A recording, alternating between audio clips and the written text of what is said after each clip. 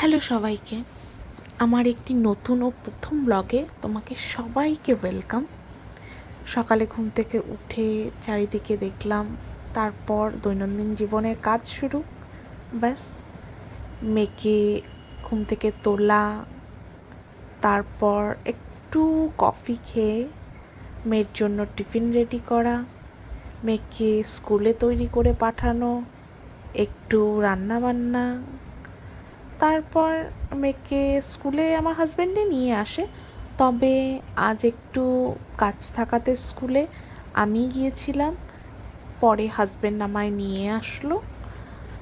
তারপর দুপুরে লাঞ্চ করে মেয়েকে টিউশন পাঠানো, একটু ছাদে গিয়ে কাপড় তুলে পায়চারি করা, তারপর মেয়েকে টিউশন থেকে আনতে যাওয়া।